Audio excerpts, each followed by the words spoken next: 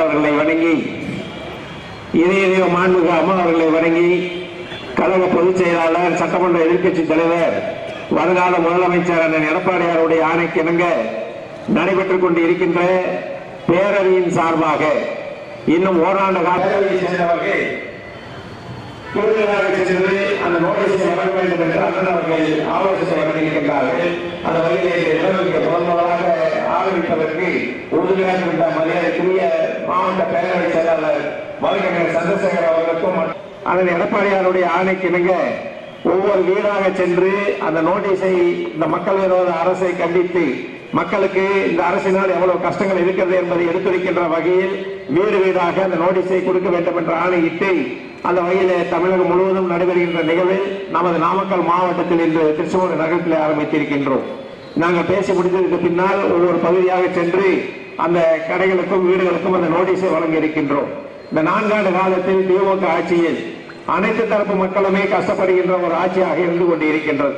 ஏதோ அவர்கள் நாடாளுமன்றத்தில் 40 வெற்றி பெற்று விட்டோம், வருகின்ற காலை கொண்டு வந்திருக்கின்றோம் என்பதை எல்லாம் இந்த மக்கள், இந்த மாவட்ட மக்களுக்கு நன்றாக தெரியும். ஆனால் இப்பொழுது செய்கின்ற திட்டங்கள் எல்லாம் அம்மாவுக்கு கொண்டு வந்த திட்டங்கள் எல்லாம் நிறுத்திவிட்டு இப்பொழுது அவர்கள் 1000 பெண்களுக்கு பாதுகாப்பு இல்லாத ஒரு சூழல். நாம் பள்ளிக்கு கொள்கையை அனுப்பினோம் என்று சொன்னால் ஆசிரியர் நன்மைக்காக அனுப்புகின்றோம். இந்த ஆசிரியர்களே அந்த கொள்கைகளை பாலியல் தொந்தரவு கொடுக்கின்ற வகையில் பாரதத்தில் ஒரு இடத்துல என்று சொல்லி ஒவ்வொரு மாவட்டத்திலும் நடத்த வேண்டும் என்று ஆணையத்தை இருக்கின்றார்.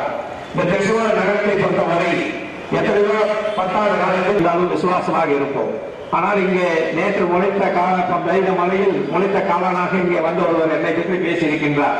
10 ஆண்டு காலம் மேட்டூரில் இருந்து கொண்டு வந்திருக்கின்றோம் என்று சொன்னால் அது அதிமுக ஆட்சி, அண்ணன் எடப்பாடியார் ஆட்சி என்பதை நீங்க முதல்ல புரிந்து கொள்ள வேண்டும். உங்களுடைய ஆட்சி காலத்தில் 15 நாட்களுக்கு ஒரு முறை தண்ணீர் வந்து கொண்டிருந்தது. இன்றைய தினம் 2 நாட்களுக்கு ஒரு முறை நல்ல தீராக அதுவும் மேட்டூருக்கு அருகாமையில் இருந்து அந்த இடத்தை நமது முன்னாள் சட்டமன்ற உறுப்பினர் அவர்கள் தன்னுடைய சொந்த செலவிலே வாங்கி கொடுத்து 84 கோடி ரூபாயிலே அந்த திட்டம் நிறைவேற்றி இருக்கின்றோம். அதே போல இந்த பகுதிக்கு தேவையான அத்தனை வசதிகளும் செய்து கொடுத்திருக்கின்றோம்.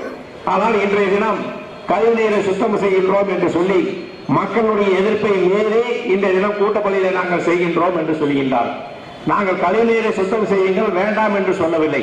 மக்கள் குடியிருக்காத பகுதியாக கிராம பகுதியிலேயே இல்லை வேறு எங்காவது புறம்போது அரசு நிலம் எங்கே இருக்கின்றதோ மக்களுக்கு பாதிப்பு இல்லாமல் அதை செய்ய வேண்டும் என்றுதான் எங்களுடைய கோரிக்கை. ஆனால் நான் அதே இடத்துல தான் செய்வேன் என்று எந்த மக்கள் எதிர்த்தாலும் பரவாயில்லை என்று ஆட்சி அதிகாரம் இருக்கிறது என்ற காரணத்திற்காக இந்த தினம் கூட்டப்பள்ளியிலே நாங்கள் அந்த கழிவுநீர் சுத்திகரிப்பை ஏற்படுத்துவோம் என்று சொல்லியிருக்கலை. இது எந்த விதத்திலே நியாயம் என்பதை நீங்கள் புரிந்து கொள்ள வேண்டும். நாங்கள் வேண்டாம் என்று சொல்லவில்லை. வேறொரு பகுதியில மக்கள் குடியிருப்பு இல்லாத பகுதியில அதை சுத்தம் செய்யுங்கள், மக்களுக்கு நல்ல நீரை கொடுங்கள் என்றுதானே நாங்கள் சொல்கின்றோம்.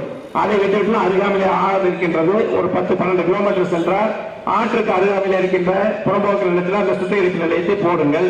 சுத்திகரித்ததுக்கு பின்னால் அந்த கழிவு நீரை ஆற்றிலே விட்டுருவார்கள், நல்ல நீர் நமக்கு கிடைக்கும். ஆனால் அதையெல்லாம் விட்டு மக்கள் பாதிக்கின்ற பகுதியிலே நாங்கள் அந்த திட்டத்தை நிறைவேற்றுவோம் என்பது உங்களுடைய பதவிக்கு வந்தது எதுக்கு தான் வந்தார்களா, மக்கள் விரோத திட்டங்களை செயல்படுத்துவதற்கு தான் வந்திருக்கின்றார்களா என்பதை நீங்கள் சிந்தித்து பார்க்க வேண்டும். ஆக இது தெருமுறை பிரச்சாரம். அதுக்கு பின்னால் நாங்கள் வீடு வீடாக நோட்டீஸ் கொடுக்க இருக்கின்றோம். ஒரு பொதுக்கூட்டத்தில் நாங்கள் என்னென்ன செய்திருக்கின்றோம், இந்த மாவட்டத்திற்கும் இந்த திருச்செங்கோடு தொகுதிக்கும் எத்தனை செய்திருக்கின்றோம் என்பதையெல்லாம் நான் பின்னால் பட்டியலை காட்டுகிறேன். இப்ப திருச்செங்கோட்டிலிருந்து நாமக்கல் செல்கின்ற சாலை யாருடைய ஆட்சியில வந்தது, திருச்செங்கோட்டிலிருந்து ராசிபுரம் செல்கின்ற சாலை, திருச்செங்கோட்டிலிருந்து வேலூர் செல்கின்ற சாலை, இப்ப திருச்செங்கோட்டிலிருந்து சுற்றுவட்ட சாலையாக நான் ஈரோட்டுக்கும் சரி சங்ககிரிக்கும் சரி போட்டுக் கொண்டிருக்கிற திட்டமெல்லாம் யாருடைய ஆட்சி காலத்திலே வந்தது என்பதை இங்கு இருக்கின்ற திமுக காரனுக்கு தெரியாது. ஏனென்று சொன்னால் அவர்களெல்லாம் இப்போது பதவி போதையிலே இருந்து கொண்டிருக்கின்றார்கள். புதிதாக பதவிக்கு வந்தவர்களெல்லாம் அப்படிதான் இருக்கும். நாங்கள்லாம் காலங்காலமாக அரசியல் இருக்கின்றோம். பதவி இருந்தாலும் இல்லாவிட்டாலும் மக்களோடு இருப்பவர்கள் என்பது எங்களுடைய கட்சியினுடைய கொள்கை. அந்த வகையில் அண்ணன் எடப்பாடியுடைய ஆணைக்கிணங்க நாங்கள் செயலாற்றிக் கொண்டிருக்கின்றோம். ஆனால் எங்களுடைய ஆதரவை பெற்று இந்த பதவிக்கு வந்துவிட்டு இன்று எங்களையே தூக்கி என்று பேசிக் கொண்டு இருக்கின்றனர். எங்களை தூக்கி என்று பேசுகிறோம், அதை பற்றி நாங்கள் கவலைப்படவில்லை.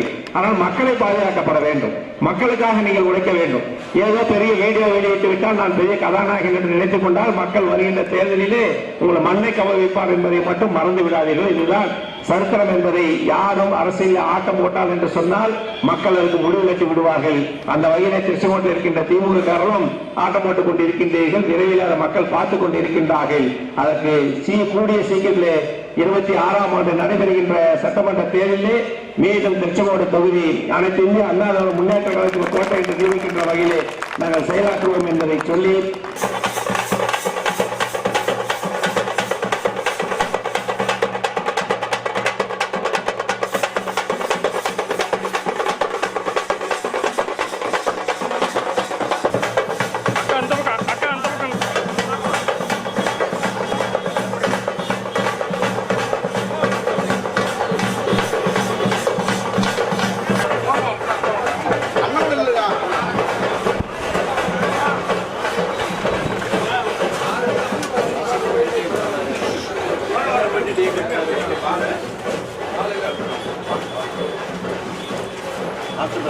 ஒரு போட்டு நல்லா எடுத்துருப்பாங்க.